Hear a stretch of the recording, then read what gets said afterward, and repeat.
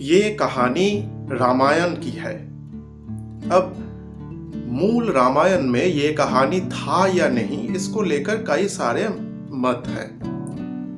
हम ये पकड़कर चल सकते हैं कि ये एक लोक कथा है, अर्थात रामायण की एक लोक कथा। ये कहानी उस समय की है जब रामायण का युद्ध समाप्त हो चुका था, अर्थात श्री राम के हाथों रावण का वध हो चुका था और श्री राम अपने पत्नी देवी सीता और भ्राता लक्ष्मण को लेकर अयोध्या लौट चुके थे। सब कुछ लगभग सही चल रहा था। श्री राम अपने राज्यभार संभाल रहे थे और देवी सीता को लोग माता के रूप में संबोधन करते थे, अर्थात पूरे अयोध्या में समग्र अयोध्या वासी देवी सीता को अपनी माता मानते थे। अब प्रतिदिन स्नान के बाद, नहाने के बाद देवी सीता अपने कक्षा में आकर प्रसाधन करते थे, अर्थात वो अपने आप को सजाते थे। वो अपने कक्षा में बैठकर, एक जगह था जहां पर एक आईना रखा था, एक शीशा रखा हुआ था और उस आईने के सामने बैठकर वो अपने आप को सजाते थे और उनके दासीगण उन्हें मदद करते थे। एक दिन जब वो सज रहे थे तो उन्होंने ये नोटिस किया, उनको लगा कि वो जहां पर बैठे थे उसके पास एक खिड़की था। उस खिड़की में कोई हलचल हो रहा था, अर्थात कोई उस खिड़की से उन्हें देख रहा था। वो खिड़की की तरफ देखे तो वहां पर कोई नहीं था। पहले उन्हें लगा कि ये कोई भ्रम था, तो उन्होंने अपने प्रसाधन में मन लगाया। थोड़ी देर बाद उनको लगा कि फिर से उस खिड़की में कोई हलचल हो रहा है।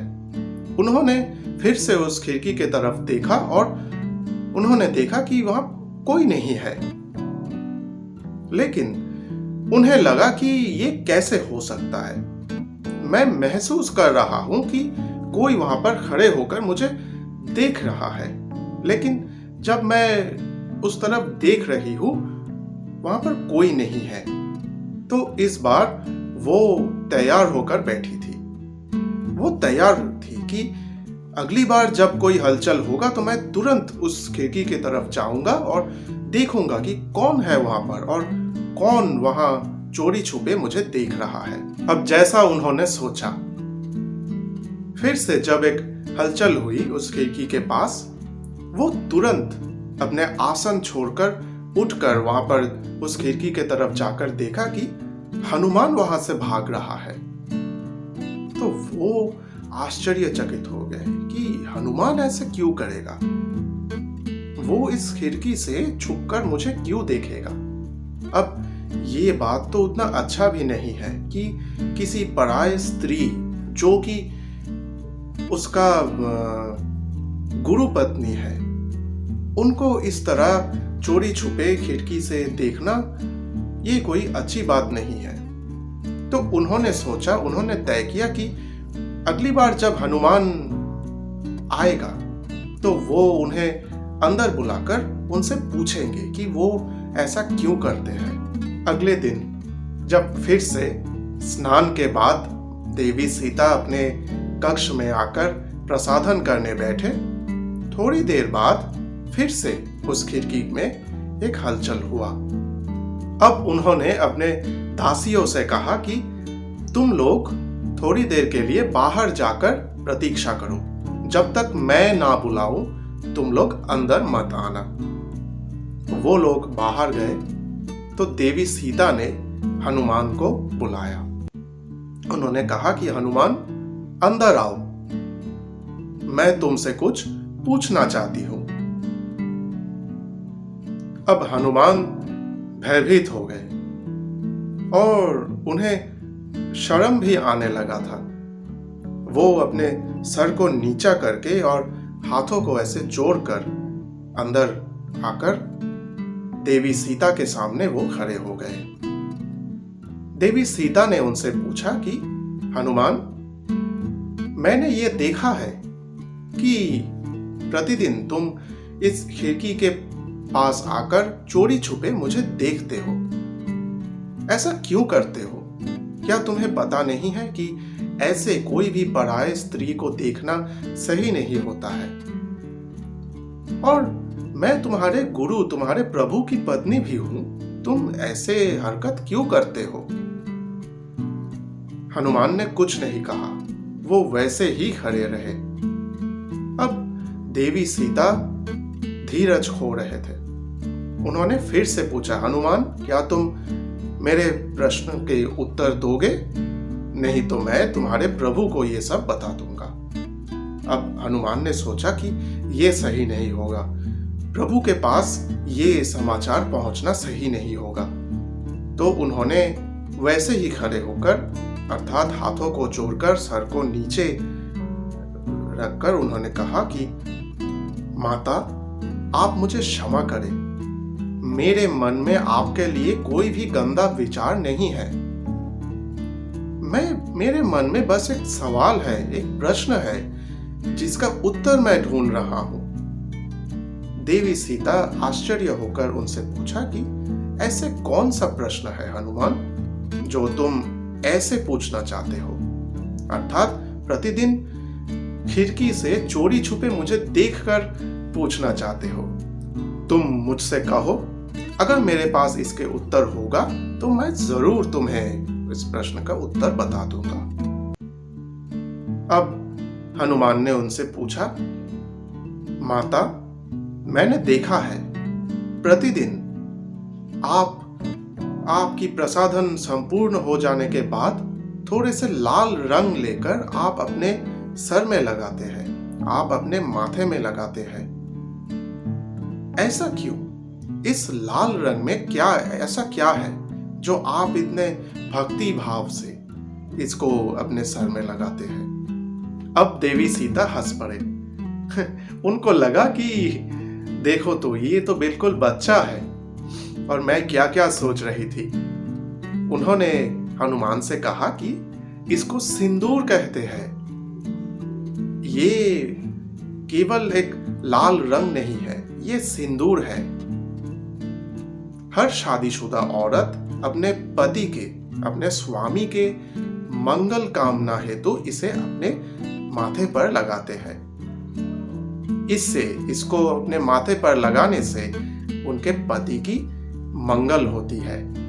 अब देवी सीता ने देखा कि हनुमान आश्चर्य होकर उनके तरफ देख रहा था, जैसे कि हनुमान के मन में कुछ और चल रहा था। देवी सीता ने उनसे पूछा कि हनुमान, क्या तुम्हें तुम्हारे प्रश्नों की उत्तर मिल गई है या और भी कोई प्रश्न है? हनुमान ने हाथ जोड़कर कहा, नहीं माता, मुझे मेरे प्रश्न के उत्तर मिल गए हैं, और वो वहां से चला गया। अब देवी सीता को लगा, चलो ठीक है, अब हनुमान नहीं आएगा, अब मैं शांति से अपना कार्य कर सकता हूं। अगले दिन देवी सीता स्नान के बाद अपने कक्ष में आए और वो प्रसाधन हेतु आईने के सामने बैठ गए। उनका प्रसाधन चल रहा था। फिर से उन्होंने एक हरकत महसूस की। उसी खिड़की के पास कोई हलचल हो रहा था। वो हैरान हो गए कि ये हनुमान फिर से क्यों आया है? क्या फिर से उसके मन में सवाल पैदा हो गया है? तो उन्होंने फिर से उस खिड़की के तरफ देखा और हनुमान को बुलाया, हनुमान अंदर आओ। तो हनुमान अंदर नहीं आ रहा था, वो अंदर आने से थोड़ा हिचक रहा था। देवी सीता ने फिर से कहा कि हनुमान तुम अंदर आओ, मैं तुम्हें बुला रही हूं। अब हनुमान हाथ जोड़कर सर को ऐसे नीचे कर उस कक्षा में प्रवेश किया। अब दासीगण उन्हें देखकर हंस पड़े। देवी सीता भी हंस पड़ी क्योंकि हनुमान के पूरे शरीर में सर से लेकर पांव तक सिंदूर लगाया हुआ था। वो पूरा लाल हो चुका था। अब दासीगण को ऐसे हंसते हुए देखकर हनुमान थोड़ा शर्मा रहा था। वो ऐसे ही आकर खड़े हो गए। देवी सीता ने उनसे पूछा कि हनुमान, ये कैसा हरकत है? तुमने अपने पूरे शरीर में सिंदूर क्यों लगाया है? हनुमान ने उनसे कहा, माता, आपने कल मुझे सिखाया कि उस सिंदूर को माथे पर लगाने से अपने स्वामी का मंगल होता है। आपसे सीखकर अपने स्वामी के मंगल हेतु अर्थात प्रभु श्री राम के मंगल हेतु उन्हें अक्षय और अमर करने हेतु अपने पूरे शरीर में सिंदूर लगाया है। जैसे आपके स्वामी है प्रभु श्री राम, वो मेरे भी स्वामी है। मैं उनका सेवक हूं, मैं उनका दास हूं, मैं उनका भक्त हूं। इसीलिए अपने प्रभु, अपने स्वामी के मंगल हेतु, मंगल कामना हेतु मैंने भी सिंदूर लगाया है। देवी सीता ये देखकर बहुत खुश हुई। उन्हें लगा कि चलो ठीक है, मेरे अलावा कोई तो है जो मेरे स्वामी की इतनी परवाह करता हो। अगर भविष्य में ऐसा फिर से हुआ कि मुझे अपने स्वामी से दूर रहना पड़ा, तो मैं निश्चिंत रहूंगा कि मेरे स्वामी के देखभाल हेतु कोई तो है। उन्होंने हनुमान से कहा कि मैं तुम्हें आशीर्वाद करता हूं हनुमान, अपने प्रभु के साथ साथ तुम भी अमर हो जाओगे। जब तक ये पूरा सृष्टि रहेगा तुम अमर रहोगे, तुम्हारी सदा मंगल होगी। मैं तुम्हें ये आशीर्वाद करता हूं। हनुमान ने देवी सीता को प्रणाम किया।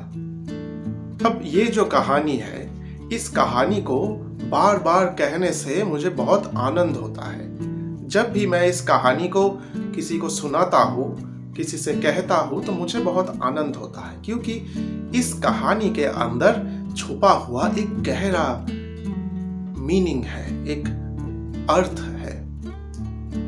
जैसे कि मैं हर बार ये कहता रहता हूँ कि हमारे जितने भी सारे पौराणिक कहानियां हैं, रामायण है, महाभारत है, इनके कहानियों को एकदम लिटरली नहीं लेना चाहिए। हमें ढूंढना चाहिए कि इन कहानियों के पीछे कौन सा अर्थ छुपा हुआ है, इनर मीनिंग क्या है, ये ढूंढना चाहिए। इस कहानी में एक बहुत अच्छा और बेहतरीन अर्थ छुपा हुआ है, जिसे सुनकर आप लोगों को भी अच्छा लगेगा। हनुमान इस कहानी में हमारे प्रतीक है, हमारे मन की प्रतीक है, और प्रभु श्री राम लक्ष्य की प्रतीक है। गोल, जो गोल हम चूज करते हैं, जो लक्ष्य हम अपने लिए चयन करते हैं, उस लक्ष्य की प्रतीक है। और ये जो कार्य हनुमान ने किया कि अपने प्रभु के मंगल कामना हेतु पूरे शरीर में सिंदूर लगाया, इसका अर्थ ये है कि वो अपने लक्ष्य के प्रति कितना डिवोटेड थे, कितना भक्ति था उन्हें अपने लक्ष्य के प्रति। इस कहानी से हमारे पूर्वजगण हमें यही सिखाना चाहते थे कि अगर हम अपने लिए कोई लक्ष्य चयन कर ले, कोई एक लक्ष्य चुन ले, तो हमें समाज क्या कहता है, लोग क्या कहेंगे, इन सब चीजों के परवाह किए बिना उस लक्ष्य के तरफ डेडिकेटेड होना चाहिए, उस लक्ष्य के प्रति अग्रसर होना चाहिए। इस कहानी से हमें यही सीख मिलती है।